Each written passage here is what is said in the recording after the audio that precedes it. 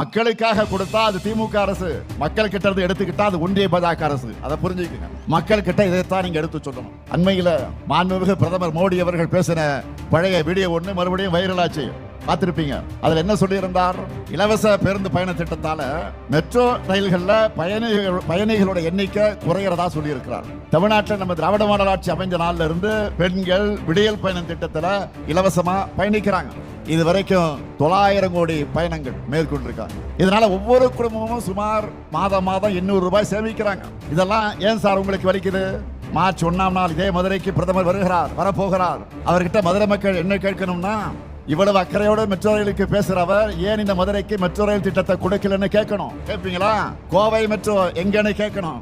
ஏன் தமிழ்நாட்டுக்கு எந்த சிறப்பு திட்டங்களையும் கொடுக்கலன்னு கேட்கணும். கீழடி அறிக்கையை ஏன் வெளியிட மாட்டீங்க அப்படின்னு கேட்கணும். எய்ம்ஸ் இன்னமும் வரலன்னு கேட்கணும். நீட் தேர்வுல இருந்து ஏன் விலக்கு தர மறுக்கிறீங்கன்னு கேட்கணும். மும்மொழி கொள்கையை ஏத்துக்கணும்னு கல்வியில் சிறந்த தமிழ்நாட்டை வஞ்சிக்க எங்களுக்கான கல்வி நிதியை முடக்கிறது நியாயமான கேட்கணும். மாண்புமிகு பிரதமர் அவர்களே, இன்னும் நிறைய இருக்கு. அதையெல்லாம் மக்கள் கேட்க காத்திருக்காங்க. நியாயமா? எதிர்க்கட்சி தலைவர் பழனிசாமி அவர்கள் தமிழ்நாட்டோட உரிமைகளுக்காக குரல் கொடுத்திருக்கணும். ஆனா கோரிக்கையா கூட இதையெல்லாம் கேட்க துணிச்சல் இல்லாத துரோகியா அவர் மாறிட்டார். ஆனா நாம் பழனிசாமி மாதிரி பயந்தாங்குழி இல்ல. ஆட்சிகள்ல பதவிகள்ல உயிரே போனாலும் எதை பற்றி நாங்கள் கவலைப்பட மாட்டோம். இல்ல வழக்கு போடு, நாங்கள் பார்க்காத மிசாவா, நாங்கள் பார்க்காத தடாவா? இன்னைக்கு இந்திய அளவில் இருக்கக்கூடிய எதிர்கட்சிகளிலே திமுக மேலதான் பாஜக அரசு அதிகமான ரைடுகள் நடத்துறாங்க. நம்ம அமைச்சர்களுக்குத்தான் அதிக அளவில் அழுத்தம் கொடுக்கறாங்க. ஆட்சிக்கு நெருக்கடி ஏற்படுத்தலாம்னு பாக்குறாங்க. எமர்ஜென்சியை பார்த்த திமுக. அதனால உங்களுடைய இந்த சிபிஐ, இடி, ஐடி என எந்த சித்து விளையாட்டுக்கு நாங்க அஞ்ச மாட்டோம். அதுக்கு வேற ஆளை பாருங்க. என்னானாலும் சரி, நாங்க எழுந்து நிற்போம், ஒரு கை பார்ப்போம். அவர்களே பேசியதற்கு ஐயா முன்னாள் முதல்வர் ஐயா கருணாநிதி அவருடைய காசு நாணயம் வெளியிட்டப்போ, ராஜ்நாத் சிங் வந்து வெளியிட்ட போது, அம்மையார் ஜெயலலிதாவுக்கு காசு வெளியிடும்போது அவங்க வரலை. கூட்டணி வச்சும் கூட வரலை. பெருமையாக சொன்னாங்க, உங்களுக்கு கூட்டணி வச்சு கூட உங்கள் தலைவியின் காசை வெளியிட வரவில்லை, ஆனால் கூட்டணி இல்லாத போது எங்களுக்கு வந்திருக்கிறார்கள். அப்படி என்றால் உண்மையிலே கூட்டணி யார் சொல்லுங்க? உண்மையிலே கூட்டணி யார்? ஐயா கருணாநிதி ஒரு நினைவிடத்தில் போய் கும்பிட்டு அப்படிலாம் வந்தது யார்? 3 முறை நிதி ஆய்வு கூட்டத்துக்கு போக மாட்டேன்னு சொன்ன ஐயா நிமிர்ந்து நின்ன தமிழக முதல்வர் ஐயா ஸ்டாலின் ஒரே ஒரு ஈடி வரும்போது ஓடி வாரேன் மோடின்னு போய் நின்னது யார்? சும்மா 2 கட்சியும் நடிக்குங்க. 2 கட்சியும் நடிக்க. நான் சொல்றேங்க, பிரபாகரன் மகன் சொல்றேங்க. நான் சொல்றேன், என் மூதாதைகளினுடைய மூச்சு காற்று சுவாசிக்கிற மகன் சொல்றேன். நான் இருக்கிற வரை பிஜேபி வளராது, வெல்லாது. வேற ஏதாவது யார்ட்டையாவது சொல்லுங்க. அப்படி சிங்காதி சிங்கமா ஒரு மகன் சொல்லணும்ல. என் பிஜேபி காங்கிரஸின் கோட்பாடு என் நிலத்துக்கு எங்க பொருந்தது தம்பி? எங்க பொருந்தது சொல்லுங்க. அப்புறம் எதுக்கு எனக்கு தேவைப்படுது சொல்லுங்க தம்பி? என் மொழிக்கு பேசுமா, என் இனத்துக்கு பேசுமா, என் கலைக்கு பேசுமா, என் பண்பாட்டுக்கு பேசுமா, என் வாழ்க்கை பற்றி எதை பற்றி கவலைப்படாத ஒரு கட்சி எதுக்கு தம்பி? அப்ப திமுக என்ன சொல்லியிருக்கணும்? அதிகாரத்தில் இருக்க என்ன சொல்லணும்? பாரதிய ஜனதாவின் தேவை இங்கே ஏற்படாது. ஏன்னா நான் அப்படிப்பட்ட ஆட்சியை கொடுத்துக்கிட்டு இருக்கேன்.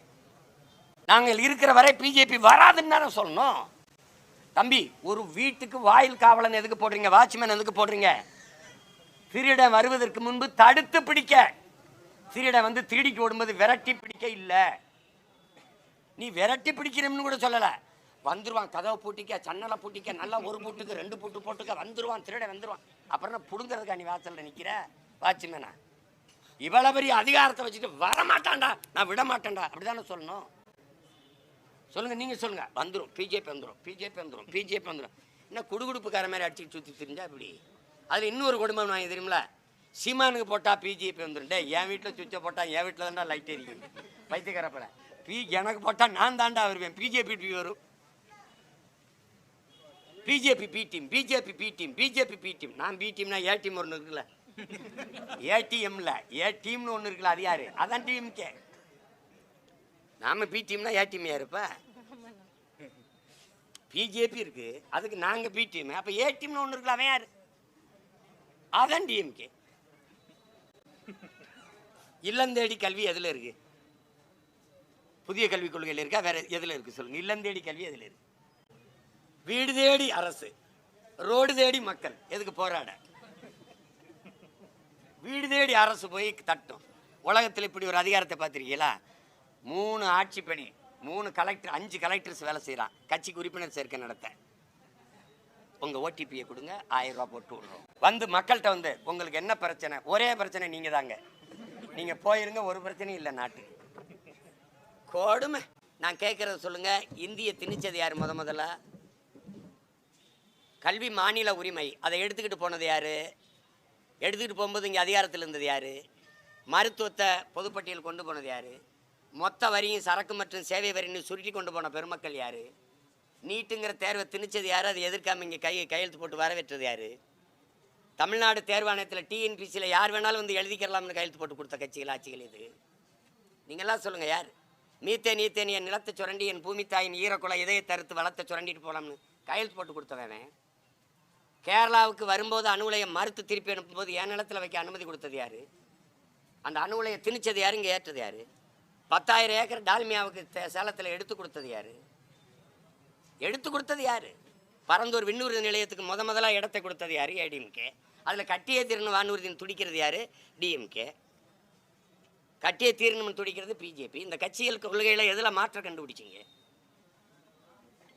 அப்புறம் சும்மா ஒரு நாடகம் தான்.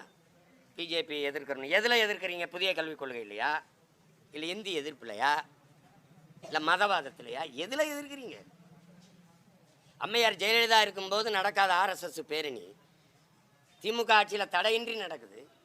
ஒரு ஆர்ப்பாட்டம், போராட்டங்கள், மக்களினுடைய நியாயமான கோரிக்கை கூட போராட அனுமதி மறுக்கிற இதே திராவிட முன்னேற்ற கழக அரசு, திராவிட மாடல் அரசு, ஆசிரியர் பெருமக்கள், பகுதி நேர ஆசிரியர்கள் நிரந்தர பணிக்காக போராட வரும்போது கூட அனுமதி தராமல் தூக்கி அரங்கத்துக்குள்ளே அடைச்சி வைக்கிற இந்த அரசு, ஆர்எஸ்எஸ் பேரணிக்கு தடையின்றி பேரணி நடத்த, பொதுக்கூட்டம் நடத்த, திருப்பரங்குன்ற மலையை காக்க போராடுகிற இந்த கட்சிகள், ஆட்சியாளர்கள், குறிப்பாக பாரதிய ஜனதா, மேற்கு தொடர்ச்சி மலையை வெட்டி எடுத்துகிட்டு போதே கேரளா, அதுக்கு ஏன் எதிராக போராட வரல? அந்த மலையை விட இந்த மலைக்கு இருக்கிற புனிதம் என்ன? அப்படி சொல்லுங்கள், நீங்களாம் சொல்லுங்கள். சும்மா பேசுவாங்க. பாரதிய ஜனதா கட்சி, காங்கிரஸ் எனக்கு எதுக்குன்னு சொல்லுங்கள். இதுக்காக காங்கிரஸ் இருக்கணுங்க, இதுக்காக பிஜேபி இருக்கணும்னு. இந்திய ஒற்றுமை, அதுக்காக இந்திய ஒற்றுமை, தேசிய ஒருமைப்பாடு, இறையாண்மை பேசுகிற காங்கிரஸும் பாரதிய ஜனதாவும் இந்திய கட்சிகள். கர்நாடகா என்று வரும்போது கர்நாடக மாநில கட்சியா இந்திய கட்சியா? யாராவது சொல்லுங்கள். என்னுடைய பேட்டியை கேட்டுக்கிட்டு இருக்க பொதுமக்கள் சொல்லுங்கள், அறிவார்ந்த மக்கள் சொல்லுங்கள். சொல்லுங்கள். தண்ணின்னு கேட்டால் அடித்து விரட்டுற அதிகாரம், ஒரு சொட்டு தண்ணீர் தமிழனுக்கு கொடுக்க முடியாதுன்னு சொல்கிற அதிகாரம் இந்திய இறையாண்மை ஒருமைப்பாடை காப்பாற்றுதா? என்னோட பழுப்பு நிலக்கரி, என் நிலத்தின் வளம் எல்லாம் இருக்கும்போது, என் நிலத்தில் இருக்கிற அணு உலையிலிருந்து மின்சாரம் எல்லாம் இருக்கும்போது, அணுவில் வெடித்தா சாவு எனக்கு, பயன் எல்லாம் இருக்கும். என் நிலத்தில் தோண்டி எடுக்கப்படுற எரிகாற்று, பயோகேஸ், மீத்தேன் ஈத்தேன் எல்லாம் இருக்கும். என் நிலத்தின் வளம் எல்லாருக்கும் பொதுவாக இருக்குது, நரிமணம், பெட்ரோல் எல்லாம் இருக்கும். ஆனால் அவனவன் வளம் அவனவனுக்கு. என் நிலத்தின் வளம் எல்லோரும் இருக்கானா? நான் இறையாண்மை ஒருமைப்பாட்டுக்கு நிற்கிறானா? இந்த கட்சிகள், ஆட்சிகள், இந்த மாநிலம் நிற்குதா? யார்கிட்ட பதில் இருக்குதுக்கு? யார்கிட்ட பதில் இருக்கு? என் மொழி சிதைஞ்சு அழிஞ்சு போச்சு. எங்களுடைய இறைவன், எங்களுடைய கோயில், எங்களுடைய இறைவன் முருகன், சிவன், மாயூன், அதாவது பெருமாள். இந்த கோயில்கள்லேயே தமிழில் வழிபாடு இல்லையே. திருமாலை பாடிய ஆண்டாள் கோயில்லையே, திருவில்லிபுத்தூர்லேயே ஆண்டாள் கோயில்லையே தமிழில் அவ பாசுரத்தே பாடுறது இல்லையே. தமிழில் பெருமாளை பாடிய ஆண்டாள் கோயில்லையே ஆண்டாளுடைய பாசுரங்களை பாடுவதில்லை. இதுக்கு பிஜேபி பேசுமா? திருச்செந்தூர் முருகன் கோயிலில் தமிழில் குடமுழுக்கு கேட்டு முருகன் பேரன் சீமான் பிரபாகரன் மகன் போகிறான்னா? இல்லை இந்திய ஒருமைப்பாடு, தமிழ் வளர்ச்சி, இதெல்லாம் பேசுகிற திராவிடம் பேசுதா? இல்லை இந்த கட்சிகள் பேச்சாயிராது. பேசுமா? 13 லட்சம் பேர் தேர்வு தமிழ்நாடு தேர்வாணையத்தில் எழுதிட்டு வெளியில் நிற்கிறான். யார் வேண்டாலும் வந்து தமிழ்நாட்டு தேர்வாணையத்தில் தமிழ்நாட்டு வேலை வாய்ப்புக்கு தேர்வு எழுதலாம்ங்கிறத கொண்டு வந்த பெருமக்கள் யார்? அப்படி நான் மகாராஷ்டிராவில் எழுத முடியுமா? பீகார், குஜராத்தில் எழுத முடியுமா? இல்லை கர்நாடகா, கேரளா, ஆந்திராவில் எழுத முடியுமா? வாய்ப்பு இருக்கா?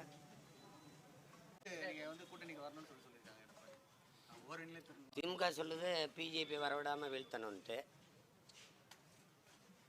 அது ஒரு அணி. திமுக மறுபடியும் வரவிடக்கூடாது, அதை வீழ்த்தணும்னு அது ஒரு அணி. ஓரணிங்கிறாங்க, நாங்கள் மட்டும்தான் ஒரே அணியில் இருக்கிறோம். இது எல்லாத்தையும் வீழ்த்தணும்ன்ட்டு எங்களுக்கு ஒரு கோட்பாடு இருக்குது. ஒரு தீமைக்கு மாற்று தீமை இல்லை. நெருப்பை வச்சு அணைப்பது கடினம். நெருப்பை அணைக்கிற நீர் யாருன்னு இருக்குல்ல. தீ யாரு?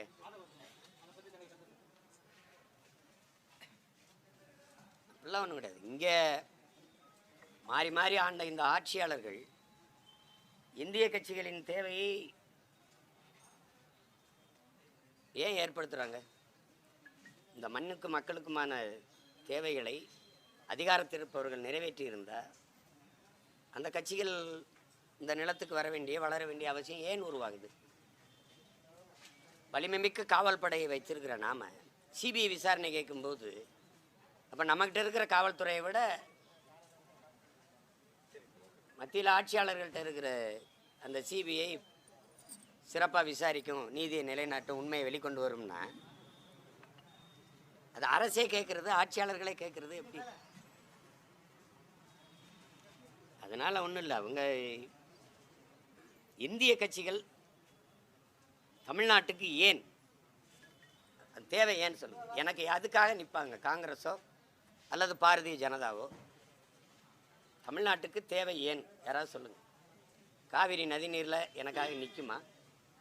ஒரு சொட்டு தண்ணி கூட கொடுக்க முடியாதுன்னு சொல்கிறது காங்கிரஸும் பாரதிய ஜனதாவும் தான். கர்நாடகாவில் முல்லை பெரியாற்று நதிநீர் உரிமைக்கு காங்கிரஸ் எனக்காக நிற்குமா? தமிழ் மொழி மீட்சி, தமிழ் மொழி வளர்ச்சி அதுக்காக தான் நிற்குமா? என் நிலத்தின் வளத்தை காக்க நிற்குமா? என் மலை, என் மணல், என் காடு, என் கடல் எதாவது நிற்குமா? ஏதாவது கட்சி நிற்குமா? இல்லை திராவிட கட்சிகள் தான் நிற்குமா? இந்த கட்சியை தான் நிற்குமா? இப்போ நெய்வேலி பழுப்பு நிலக்கரை 66 ஏக்கர் எடுத்தாச்சு, மறுபடியும் 26 ஏக்கர் எடுக்க போகுது. ஒரு நல்வாய்ப்போ கெடுவாய்ப்போ இந்திய நிலப்பரப்புல 81 விழுக்காடு நிலக்கரி என் தாய் நிலத்தில் தான் இருக்குது.